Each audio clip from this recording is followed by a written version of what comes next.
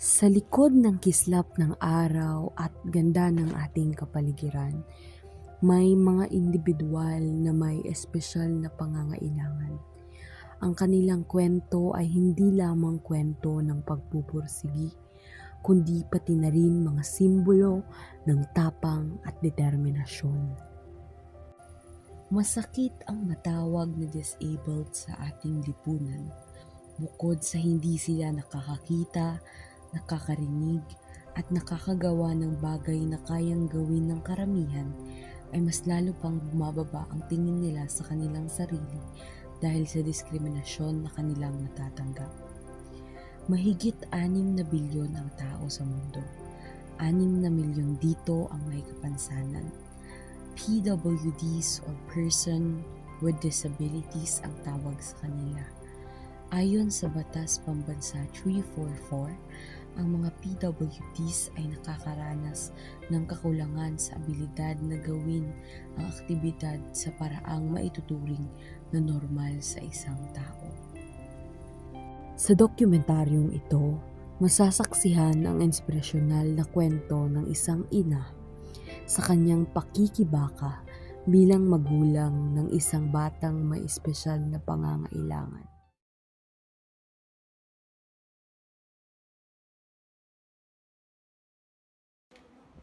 Good afternoon po. I am Rhea Brizela Penis po from Bicol University, Pulangi, taking Bachelor in Secondary Education, major in English. Before we ask questions po about your son, can you please introduce yourself po, ma'am? Okay. So, good afternoon din po. I'm Chana Benitez from Purok 6, Barangay Mayaw, Uwas, Albay. I'm 48 years old, mother of Kenneth. And about Ken naman, si Ken ay 15 years old. Sa kasalukuyan, grade 5. Dahil sa kondisyon niya. Siya ay epileptic.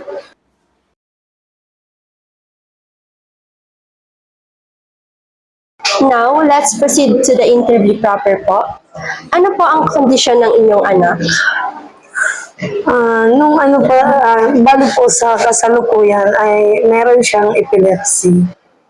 Nag-start ito nung siya ay 5 years old. Na kung saan kahit wala siyang sakit, bigla na lang siya nagsisisure. Siguro 3 times yun.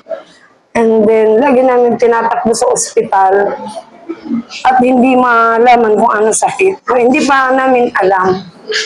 Basta, pag dinala namin, ipapa-admit namin, makukonfine siya ng 3 days. After 3 days, pauuwiin kami. Hanggang sa nung pang 3 times na, ng ikatlong beses, hindi ko na hindi magtanong. So, tinanong ko yung nurse na naka-duty sa kanya na sabi ko, ano po ba ang posibleng sakit meron ng anak ko? Kasi wala namang lagnat, wala namang kakaiba sa kanya, bigla na lang siya nagsisisure. So, sabi nung nurse, ma'am, baka po, yun lang sabi niya, baka lang po, ma'am. Para sa akin, as a nurse, ang assessment ko, baka may epilepsy. Sabi ko, ano po pwede namin gawin?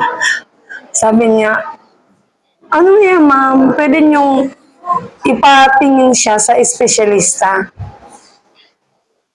sa isang neurologist.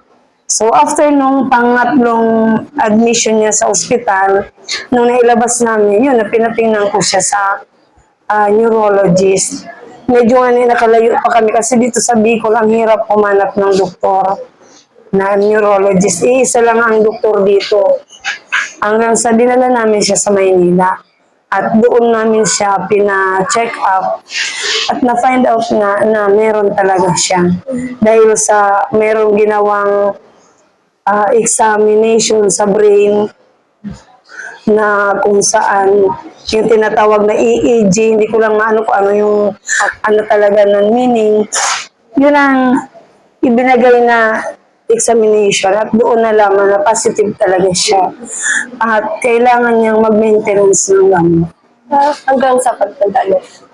Opo, hanggang ano na daw yun kasi ang epilepsy, ang paliwanag sa akin ng doktor, walang cure yan. Meron lang pang control.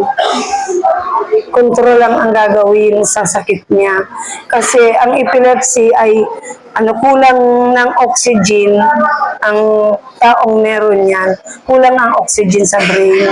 So kapag wala siyang gamot, maaari siyang sumpungin, atakin, at kapag daw sinumpong yung brain cell, may namamatay at wala nang kapalit. Kaya dapat daw kailangan may pang-control. Kaya yan, mayroon siyang maintenance na gamot. Okay. Naging mahirap po ba sa inyo ito? Ano-ano pong mga pagsubok ang kanyang kinakaharap hanggang ngayon? Nung una, mahirap. Kasi dahil sa gamot, Okay lang po. naging hyper siya. Kaya kung titingnan, balig, 15 years, mag-50 na siya, nasa grade 5 pa lang. Kasi yun ang part na mahirap.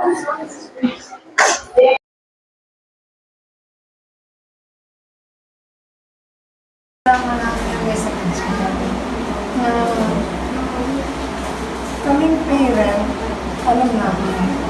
Pero yung mga sa paligid namin, hindi nila alam ang sitwasyon.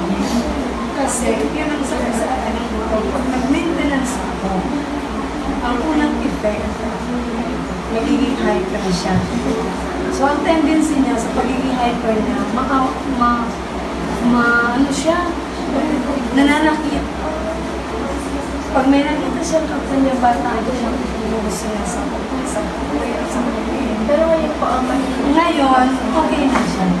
Kasi nung lang yun, nung medyo mataas yung dosage na gamot. Pero nung ngayon nag-adjust na ang dosage, wala na. Nakaka-adjust na rin siya, nagmamature na. Kasi ang niya, parang yung edad pa ganyan, parang late ng mga 4 to 5 years. Ngayon 14 siya, ang kalaro niya, mga 10 years old. Ganyan. Pag sinama mo siya sa kaedad niya, hindi niya gusto. Ang gusto niya po? Opo, mas bata sa ganyan. Okay na. Next question. Next na. Bago niyo po malaman na mayroon siyang ganong sakit, may mga signs or symptoms na po ba kayong napansin na kakaiba? Ano-ano po yun? Nung una, nung 4 years old pa lang siya, ang unang nakita namin sa kanya, yung pag siya'y nasa labas na mainit ang panahon, hindi siya makatingin sa araw. So, nung una, yung pinatingnan namin, yung kanyang mata, yun ang pina-examine namin. Kaya kung mapapansin nyo, may salamin siya. After nun, napacheck up namin yung niya, yung sa mata, na may na talaga, may diferensya, may grado na. Sunod na taon naman, yun nga, nagkaroon siya ng convulsion, seizure na kung saan kahit wala, nung una, meron siyang lagnat. Ang buong akala namin, yung natural lang, iba pag yung isang bata, may lagnat na mataas, nagkakaroon ng convulsion. Nung nung nang sumunod na mga pangyayari na, wala siyang sakit, wala siyang nararamdaman, basta na lang siya nagsisisure. So, yun na po yung time na pinatingnan na siya namin. Yun na ang sign na nakita namin, yung nagsisisure.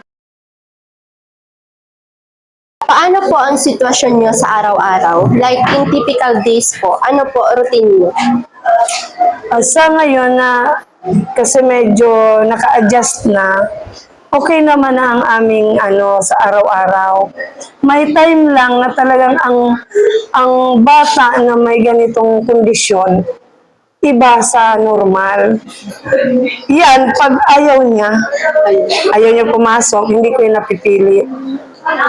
Hindi ko na pinipilit kasi baka pagdating sa school, kung ano gawin, baka manakit, kung ano. Pag sinabi niya, ayaw niya pumasok, okay, go, dyan ka lang sa bahay. Kasi takot kami na baka sumpungin. Pag may gamot siya, takot pa rin kami na kasi may tendency pa rin, lalo pag nagalit siya, sobrang galit, sobrang saya, bawal po sa kanya. Kahit po sobrang saya. Opo. Dapat pagkatamtaman lang, normal lang. Ganun kami sa bahay.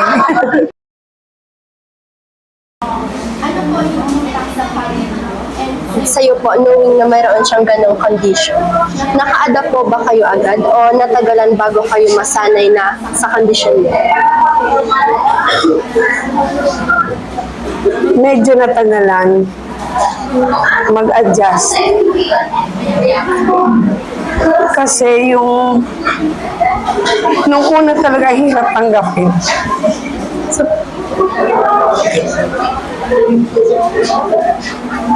nag-aaway kami ng asawa ko dahil akala ko namamana. Nung sabihin ng doktor na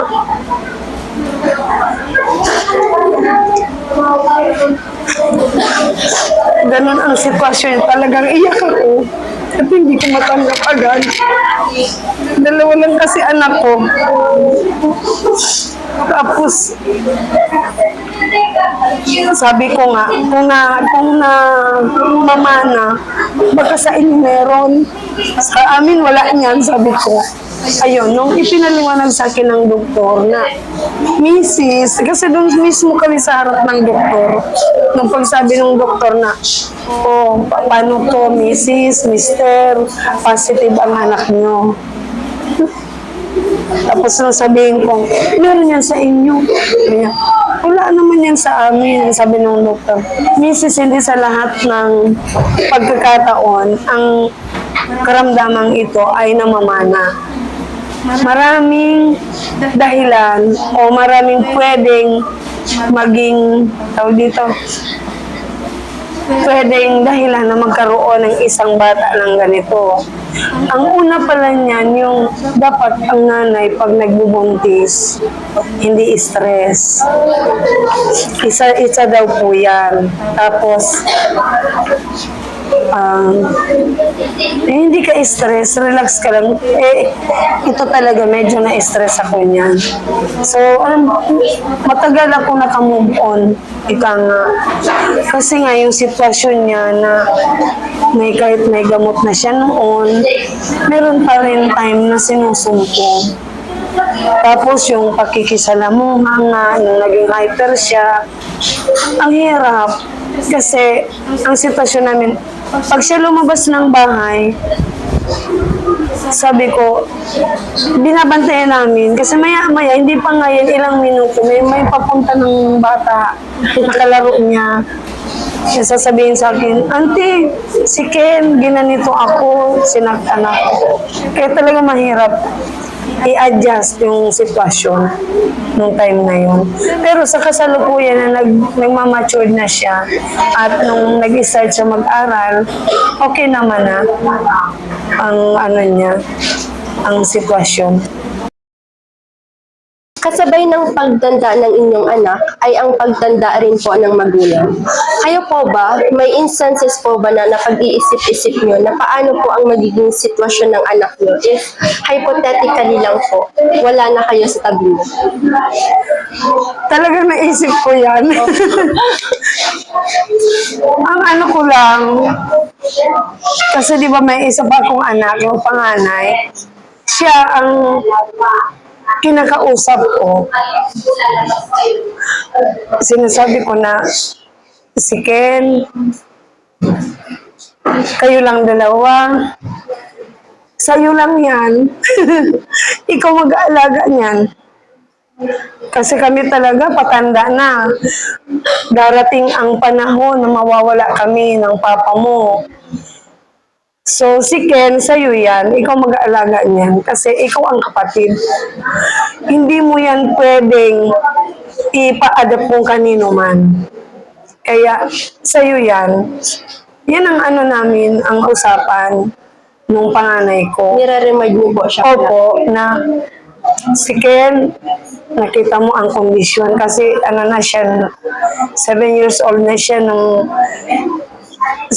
ano yung palagi sinusumpong ang kapatid niya. So kaya nga, sabi man nga ng panganay ko, oo daw, sabi niya. Kaya sabi niya, kailangan ko pa talaga, kailangan daw niya talaga mag-aral, makatapos, kasi may aalagaan siya. Yan ang ano namin, usapan. Kasi talagang hindi ko alam kung ano ang magiging kalagayan niya. Kung halimbawa tumanda na kami, wala na kami. Kaya yung kuya niya ang ano ko, pinagbibilinan. May mga natatanggap po ba kayong support from different government support? Paano po ito nakahelp sa condition ng anak? Nung bago pa lang na magkaroon siya nito, kami mismo, lumapit sa DSWD. Siguro 3 times din ako nakahingi ng medical assistance para sa kanya. Na nakatulong din lalo na nung kailangan. Kasi halos yearly, once na nagpa-check up siya, kailangan niyang i-EEG. So yun doon namin ginamit yung hiningi namin na assistance. Pero sa kasalukuyan, wala kami natatanggap. Ang meron lang siya, meron siyang PWD ID. At yun lang ang nakakatulong sa amin. Kapag bumibili kami ng gamot, ginagamit namin yon na may 20% discount. Yun lang po. Marami po kayong ginagastos regarding sa medicines. Sa katunayan, ang gamot niya ay hindi naman kamahalan. Kasi nasa lang, 1 tablet, nasa 7 pesos lang naman. At once a day lang naman niya na iniinom. Ang ginagastosan lang namin kapag siya kailangang magpa-EEG, siguro sa ngayon, kasi dati pa, maraming taon na nakaraan, ang nag-pandemic, hindi ko na kasi siya napa-check up pa. Siguro nasa 3K na o mahigit pa yung EEG na yun. Sa lahat ng napagdaanan nyo together, ano pong mga moments or events po sa buhay nyo na naging pinaka-memorable sa inyo? Siguro nung palagi siyang sinusumpong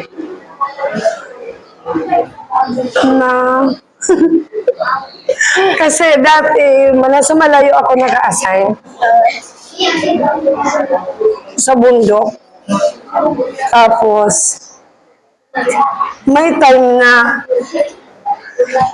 ang transpo ko noon sa dati kong school, nasa 45 minutes ang biyahe ko. Atid sundo ako ng asawa ko. Siya, iniiwan lang namin sa nag-aalaga sa kanya.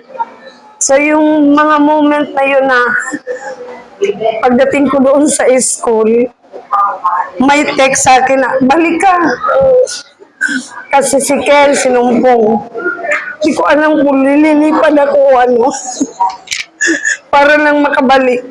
Hanggang sa, siguro 3 times na nangyari yan. So yan ang hindi ko makakalimutan. Na sa tuwing may sumpong siya, wala kami. Nasa tagapagtalaga lang siya.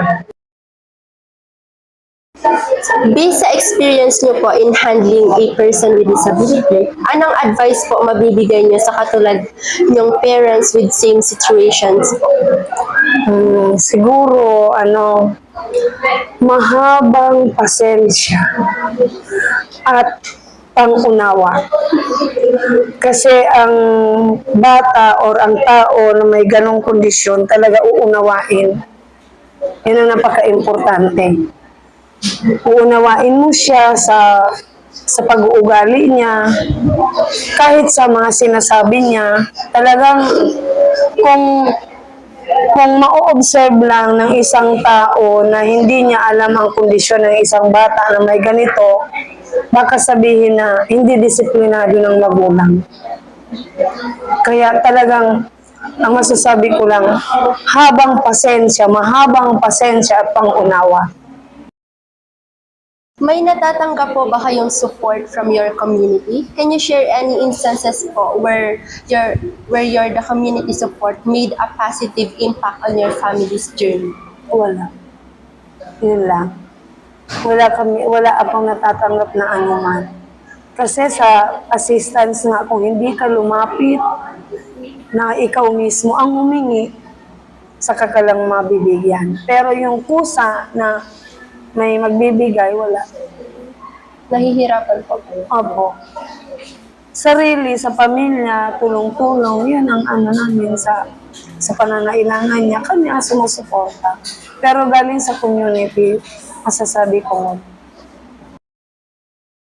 So, considering your child's condition, ano pong message ang gusto niyong iparating sa society about understanding and supporting individuals na may kaparehong condition gaya po sa anak?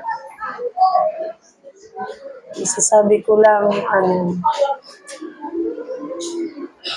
ang isang nanay, pag nagbuntis, huwag magpa-stress para hindi ang anak magkaroon ng ganitong kondisyon. Tapos, siguro, kung may ganito na nga ang kondisyon, yun nga, kailangan ang pangunawa.